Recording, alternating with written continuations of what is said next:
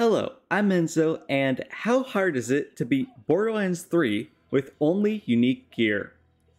The rules of this run are, I can only use unique gear, and since most uniques have been turned into legendaries in this game, I will only be using non-legendary unique gear. Since there aren't any unique class mods, I will not be using them. And finally, no Guardian rank. Starting out, I normally don't care too much about customization, but after seeing Ned Trap, I knew I needed it. Since it's going to be a while before I can get my first unique from a mission, I decided to claim a bunch of DLC and booster pack gear from the mail.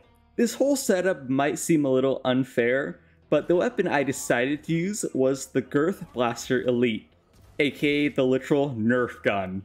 Shiv is a pretty easy fight in any run, and it was extremely fun to kill him with the Nerf gun.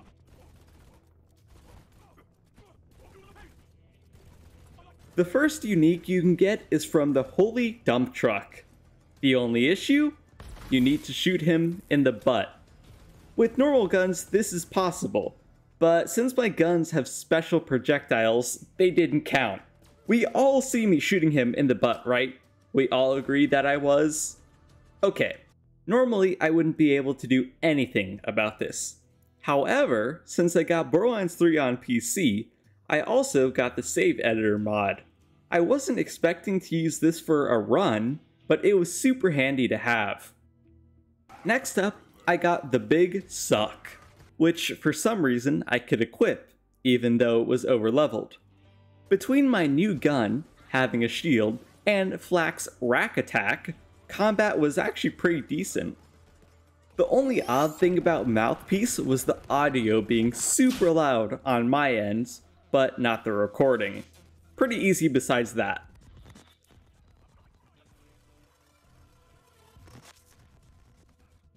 From that fight, I acquired the Killing Word. While I was there, I also did the mission for the Golden Touch, which is the first non-legendary unique shield.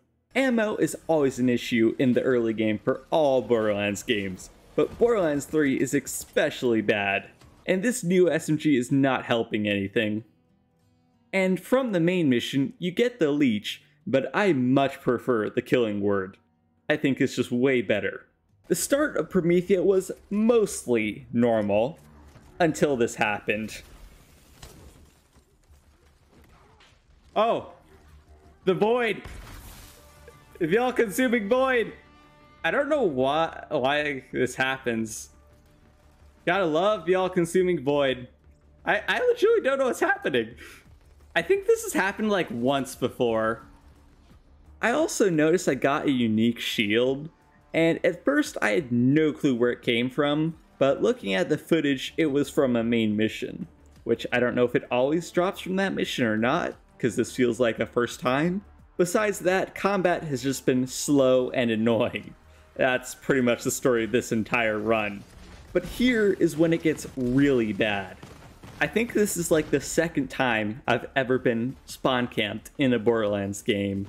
The main issue is my damage, of course. There's only one other gun I can obtain right now, which is the Pricker from Tannis. The funny thing is, I do this mission in every other run for the experience, but I forgot to do it in the run where it would be useful. I swear if that fire dot kills me... Okay, good. That was horrible. I never want to do that ever again. For some reason, you get the null pointer from both this chest and Zero. But like in other runs, I will not be counting duplicates. Gigamind was another slow and annoying fight, but sadly I died right before I killed him, which meant I had to do it all over again.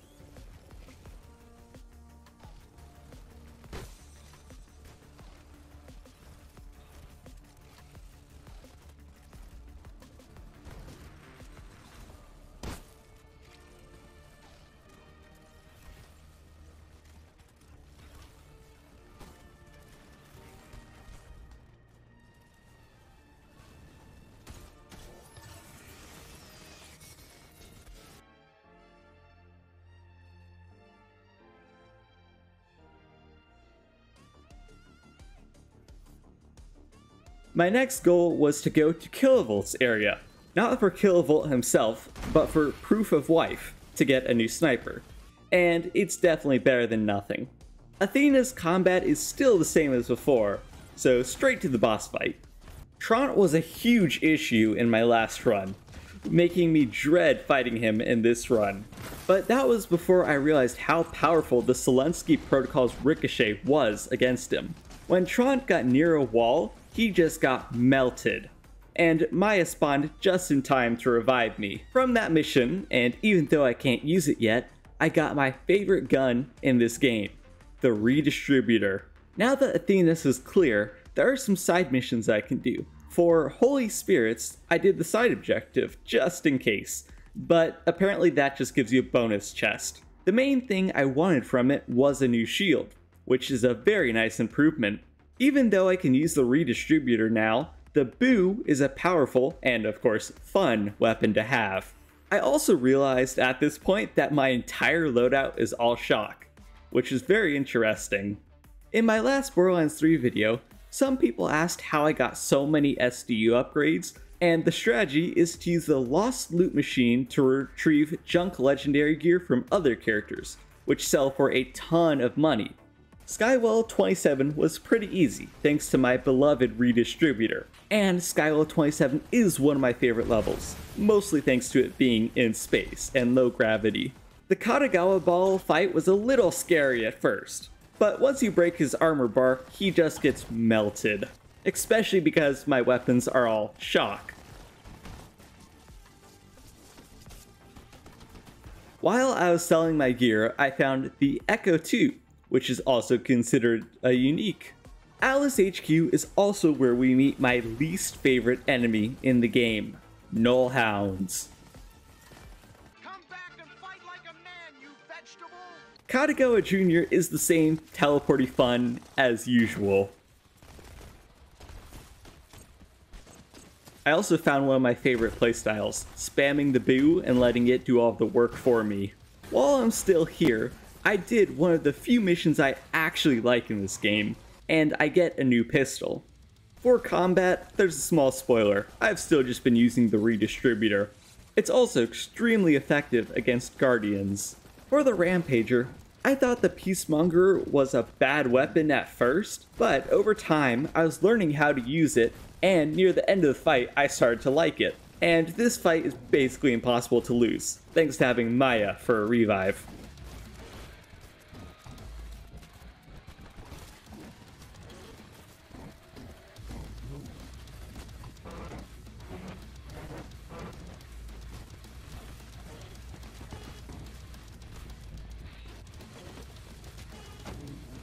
Since no one likes Eden 6, I'm going to skip it even faster than usual.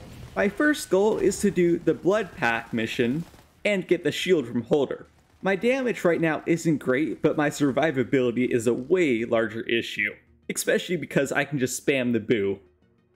Besides the crazy lag spike at the beginning, the Warden is the same invincibility phase waiting simulator as it always is.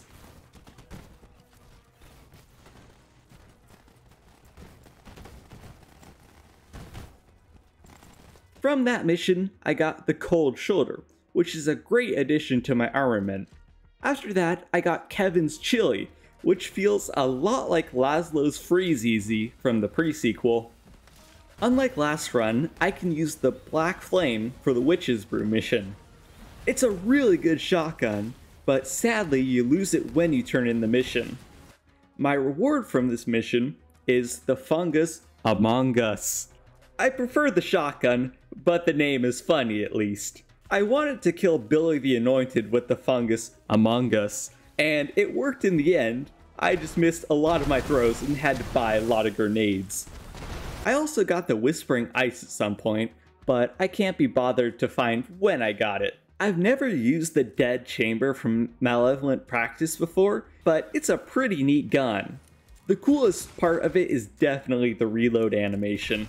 I also got the Omni Loader, but I didn't use it for long because I soon got both the Rogue Sight and the Hangin' Chad. The only other thing of note here was when I got distracted and went in the wrong direction and accidentally found this.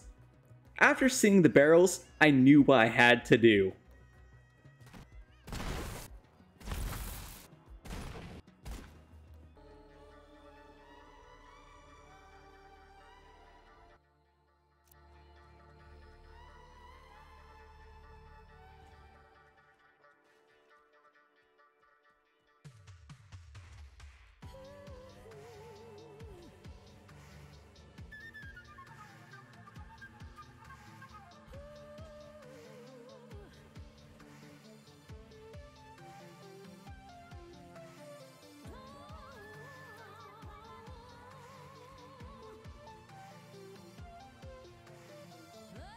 Besides that, I used a combo of the Rogue Sight and the Hangin' Chad for combat, and I tried my best to Fungus AMONG US Archimedes to death. My reward from all of that is the Traitor's Death, which is what I'll be using for most of the rest of the run. As you can see, this gun slaps super hard, which is why it carried me for so long. The Aurelia fight was easy, thanks to the Hangin' Chad, and the fact it doesn't seem to overheat, which basically means you don't need to reload, which is great for breaking her ice shield.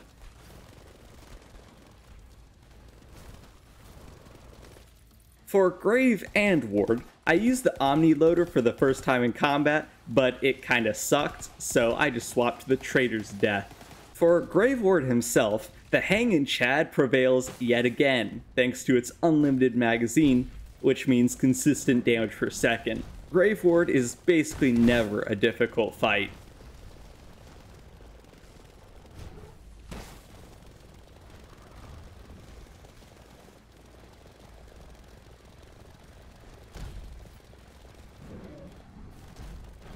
Back to Pandora, I completed EchoNet neutrality and got a new sniper. It's not great, but I'll take anything at this point.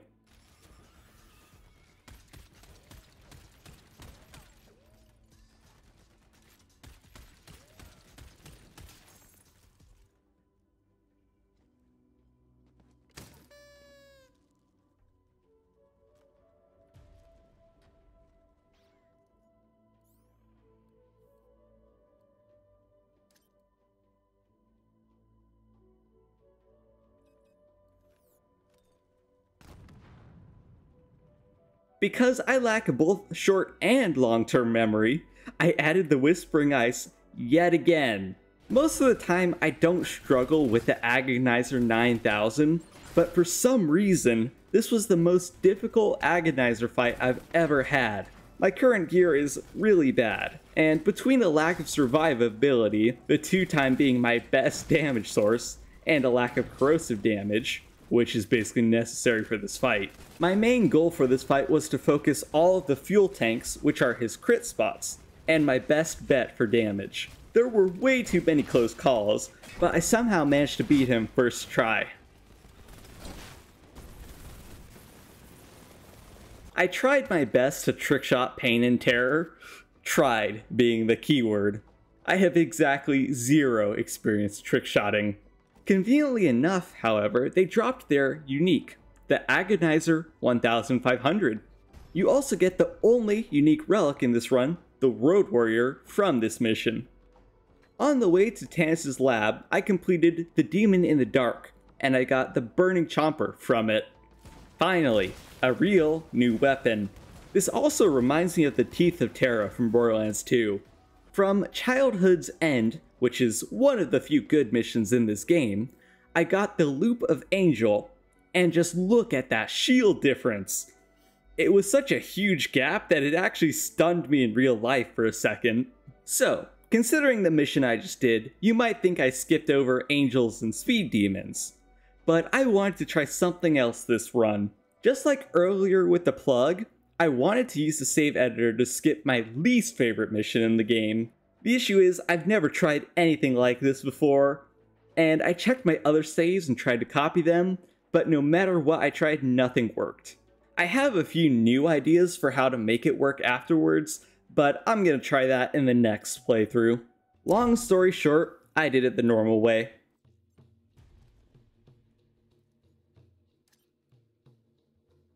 Now that I'm done with that, it's time to go for Troy. The Traitor's death is still pulling its weight against flesh enemies, and it's great for mobbing with its critical ricochets. The Porcelain Pipe Bomb was also a great help. Troy's fight is another fun invincibility phase waiting simulator, but that's when the all-consuming Void strikes back. Thankfully, I managed to dodge his attacks and survive it. Another neat thing I noticed as Flak is how my pet was eating so many of his attacks, mostly because my pet is melee, and he's right next to Troy. Besides that, the fight was normal and relatively easy.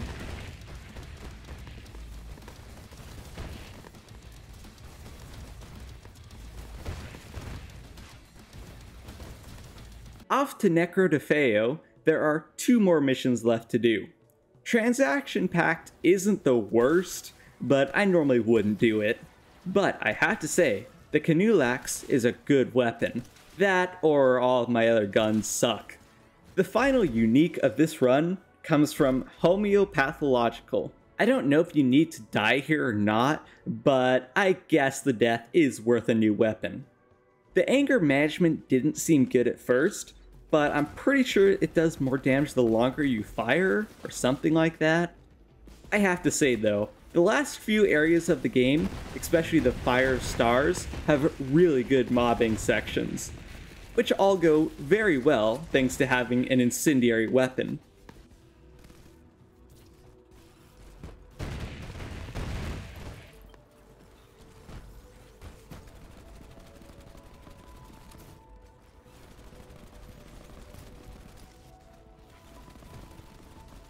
The final boss fight of the base game, Tyrene the Destroyer, is just meh.